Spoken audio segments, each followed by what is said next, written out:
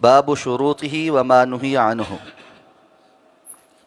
عن رفاعة بن رافع رضي الله عنه أن النبي صلى الله عليه وسلم سئل أي الكسب أطيب قال عمل الرجل بيده وكل بيع مبرور رواه البزار وصححه الحاکم۔ کتاب البیوع کا آغاز ہو رہا ہے۔ بیوع بیع کی جمع ہے، بیع کہتے ہیں خرید و فروخت کو۔ تو تجارت کے معاملات، خرید و فروخت کے معاملات وہ اس کتاب کے اندر ذکر ہوں گے۔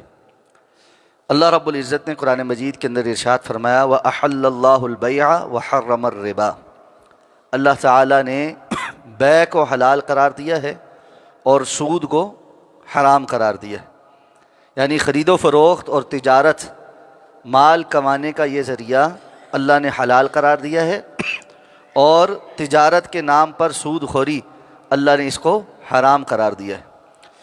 تو علامہ ابن حجر العسقلانی رحمہ اللہ نے سب سے پہلا باب جو اس کتاب کے ذیل میں قائم کیا ہے وہ ہے باب شروطہ وما نہی عنہ، بیع کی شروط اور جس چیز سے منع کر دیا گیا ہے۔ شروط شرط کی جمع ہے۔ شرط کہتے ہیں جس چیز کے ہونے یا نہ ہونے کی وجہ سے کسی بات کے مکمل ہونے یا نہ مکمل ہونے کا فیصلہ ہوتا ہے۔ یعنی آپ کوئی کام کرتے ہوئے کچھ شرط عائد کرتے ہیں کہ یہ کام اس طریقے سے اگر ہوگا تو ٹھیک ہے، وگرنہ ٹھیک نہیں۔ تو بیع کے اندر بھی، خرید و فروخت کے اندر بھی شروط ہو سکتی، اور اسی طرح جو کام اس میں نہیں کیے جا سکتے وما نہی عنہ، یعنی وہ باتیں جن سے منع کر دیا گیا، روک دیا گیا ہے، تو ہر وہ چیز جس سے روک دیا گیا ہے اس کو شرط کے طور پر نہیں رکھا جا سکتا، اور ہر وہ کام جن کو خرید و فروخت کے اندر منع کر دیا گیا ہے اس سے رکنا لازم ہوگا۔ تو اس باب کے اندر جو اس کی شروط اور جن چیزوں سے منع کیا گیا ہے اس کا تذکرہ ہوگا۔ پہلی حدیث مبارکہ حضرت رفاعہ بن رافع رضی اللہ تعالیٰ عنہ روایت کرتے ہیں کہ جناب نبی کریم صلی اللہ علیہ وسلم سے پوچھا گیا کہ سب سے پاکیزہ کمائی کون سی ہے؟ تو آپ صلی اللہ علیہ وسلم نے فرمایا آدمی کا اپنے ہاتھ سے محنت کر کے کمانا اور ہر نیک خرید و فروخت۔ اس حدیث کو امام بزار نے روایت کیا اور امام حاکم نے اسے صحیح کہا ہے۔ آپ صلی اللہ علیہ وسلم نے دو باتیں بیان فرمائیں کہ سب سے اچھی کمائی، حلال کمائی، پاکیزہ کمائی، اس میں دو یہ باتیں پائی جاتی، یعنی دو شرطیں اس کی یا دو اس کی قسمیں۔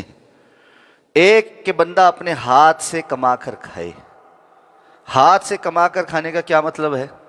نمبر ایک کا مطلب یہ ہے کہ وہ کوئی ایسا ہنر جانتا ہے جس ہنر کی بنیاد پر وہ اپنے ہاتھ سے محنت کرتا ہے اور اس پر معاوضہ حاصل کرتا ہے۔ مثلا کوئی بندہ اپنے ہاتھ سے درخت کی لکڑیاں کاٹتا ہے اور وہ بیچتا ہے، اپنے ہاتھ سے جو ہے وہ پہاڑی کھودتا ہے، کوئی جگہ کھودتا ہے، مزدوری کرتا ہے اور اس کی اجرت لیتا ہے، اپنے ہاتھ سے کوئی چیز بناتا ہے، جیسے جوتا بناتا ہے، جیسے کپڑا بنتا ہے یا کپڑے کو سلائی کرتا ہے، اس طرح کے ہر وہ کام جس کا ہنر انسان کے ہاتھوں میں ہے۔ تو جو بندہ اپنے ہنر کے ذریعے سے محنت کر کے کماتا ہے اس کی کمائی پاکیزہ کمائی۔ ہمارے ہاں عام طور پر ہنرمند افراد کو کمتر طبقہ سمجھا جاتا ہے۔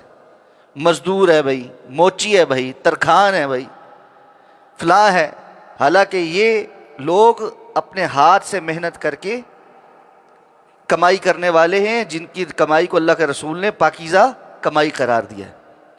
دوسری بات آپ نے فرمایا ہر وہ بیع جو نیکی والی ہو، اور نیکی والی سے کیا مراد ہے؟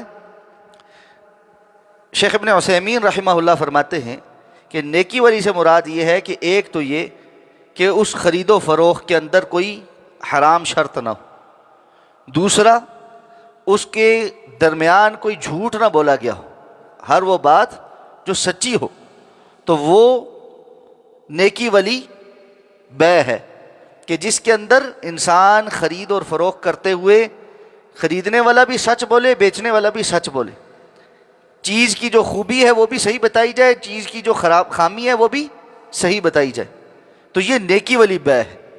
تو ایسی کمائی پاکیزہ کمائی ہے، اور عام طور پر لوگ اس کا خیال نہیں کرتے ہیں۔ تو اس سے یہ پتہ چلا کہ بیع کے اندر، خرید و فروخت کے اندر اس کی ایک شرط یہ بھی ہے کہ وہ سچ پر مبنی، جھوٹ پر مبنی خرید و فروخت وہ واقع تو ہو جاتی ہے لیکن اس کی برکت ختم ہو جاتی ہے، اور آگے حدیث ذکر بھی ہوگی جو اس پر صراحت کرے۔ اللہ رب العزت دعا ہے کہ اللہ تعالیٰ سمجھ کر عمل کرنے کی توفیق عطا فرمائے۔ سبحانک اللہم و بحمدک، نشہد ان لا الہ الا انت، نستغفرک و نتوب۔